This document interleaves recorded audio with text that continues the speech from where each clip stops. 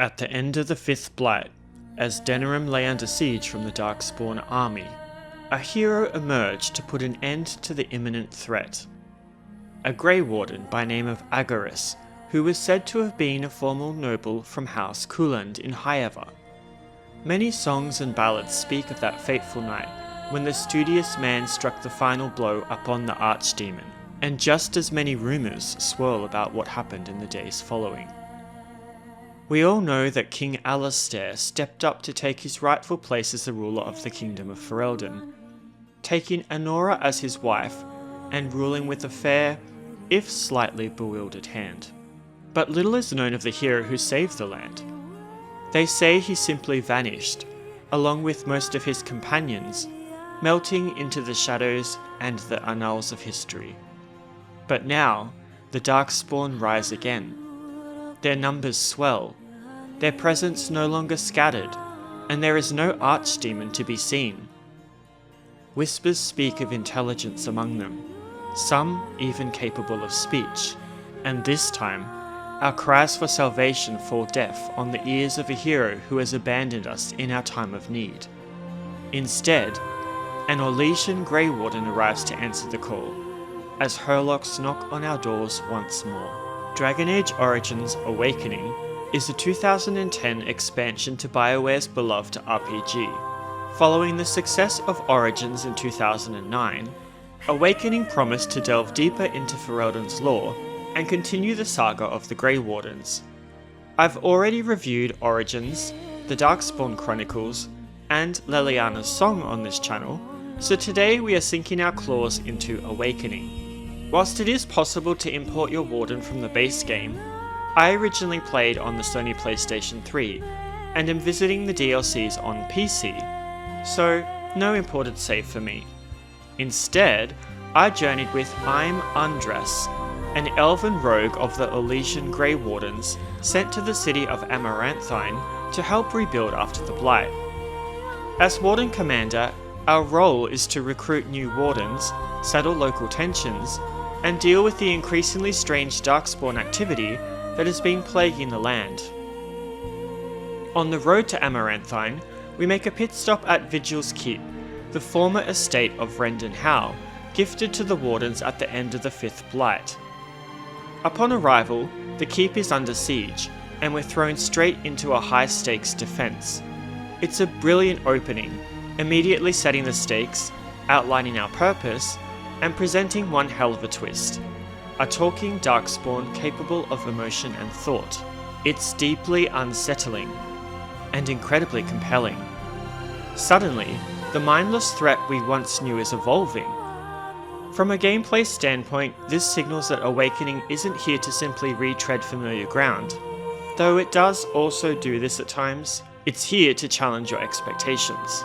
Awakening launched on March 16, 2010 across multiple platforms.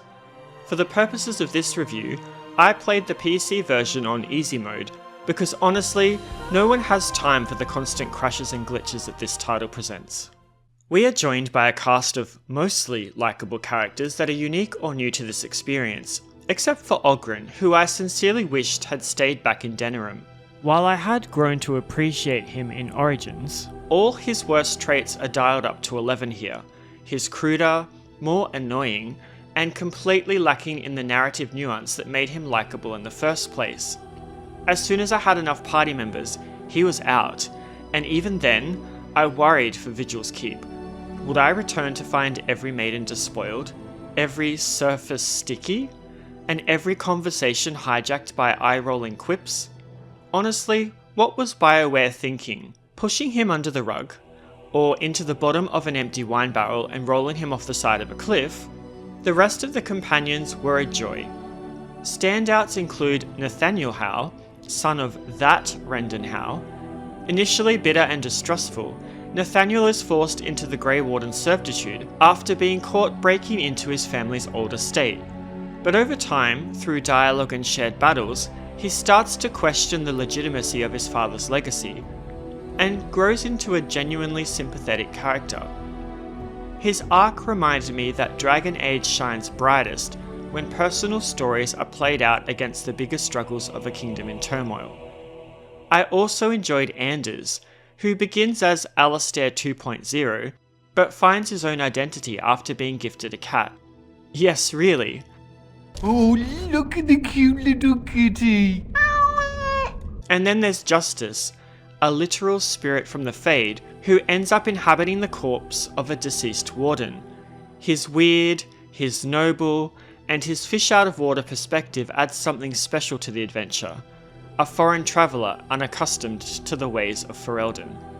I only wish he had more time with the group overall, but what we got was satisfying and has me hoping that we'll see more of him in the future. One of the things I appreciated most about Awakening was its willingness to push you into grey areas, because you're a Grey Warden, get it? As Warden-Commander and ruler of Vigil's Keep, you're asked to make political judgments, some straightforward, and others uncomfortable. The choices that we make have consequences. My character, Im, came with extra unfavourable baggage. She was Orlesian, and an elf. Both groups are disliked in Ferelden, for reasons ranging from bloody history to systematic racism. I wish this dynamic had been explored more thoroughly. Aside from one or two passing comments, everyone seemed perfectly at ease being ruled by someone their ancestors had warred with, who also sports the blood of a race that usually serves them. I felt it was a missed opportunity to lean into the complex identity politics that Dragon Age usually handles so well, but I also understand that this is an expansion, and BioWare didn't have enough time or resources to accommodate all player choices in this regard. And while some of your decisions do subtly affect the world, I found myself wishing the ripple effects were more pronounced, like in Mass Effect. Still, I'll give Awakening points for trying. As a region, Amaranthine feels similar but markedly different from the rest of Ferelden.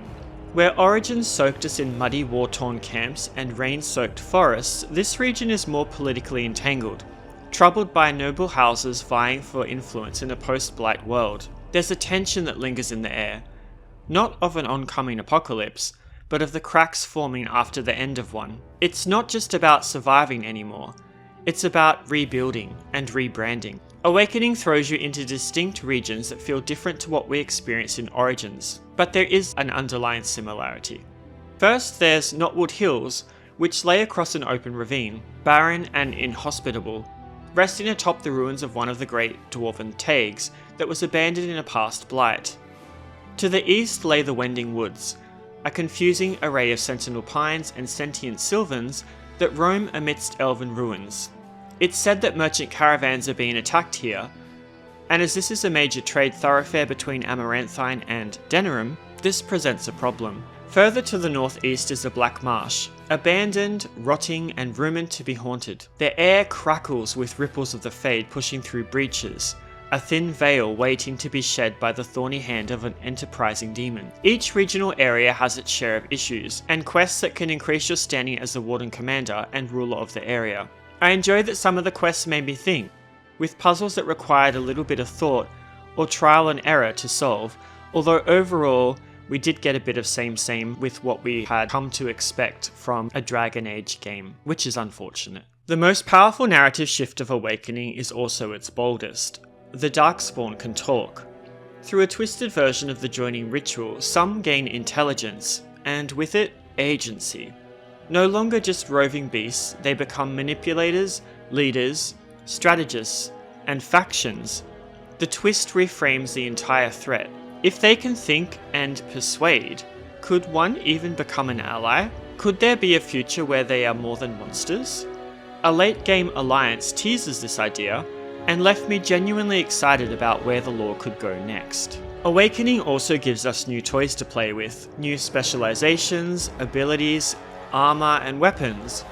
Whilst for the most part skill and attribute allocations are the same, the new specializations kept things fresh and new. And even though this wasn't a new specialization, Archer is now a viable combatant type, which was something that never seemed to work for me in Origins.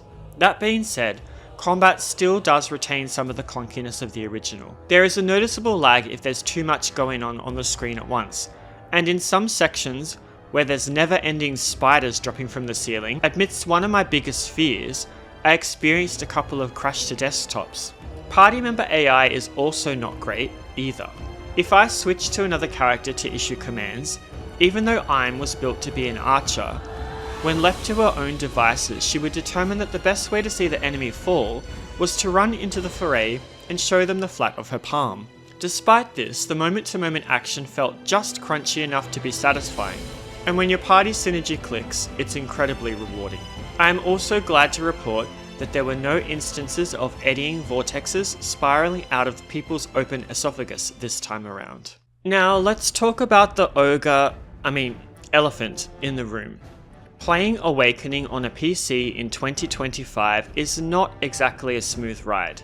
Between random crashes, strange audio glitches, cutscenes repeating, and textures not loading correctly, I found myself compulsively saving often, and cursing myself whenever the game tricked me into complacency, and then crashed to desktop without even a farewell prompt. Whilst mods and community patches can help smooth out some of these issues, the fact remains that the experience often feels like you're trying to preserve a relic with duct tape and hope. Almost like that time when you were a kid, pressing the rewind button on the VHS player, praying that it didn't eat the tape. It's a shame, because under that unstable surface is still a gem worth uncovering. I just wish BioWare would provide support and patches, instead of leaving it to rot like some old hotel in a forgotten corner of regional Japan. Dragon Age Origins Awakening is a relic. Flawed, fascinating, and worth brushing the dust off if you're willing to look past the cracks in the veneer. It dares to ask what happens after Leliana's ballad ends, when the heroes vanish and the world keeps turning, and the monsters begin to learn. It's not always graceful in how it goes about exploring these questions, and it's certainly not stable in a modern PC environment, but it remains an expansion that respects its audience enough to challenge them. And you will be challenged, whether through moral quandaries that lack a clean solution, or the quiet growth of a man reconciling with the sins of his father. Awakening understands that true stories don't end with the final boss, they echo.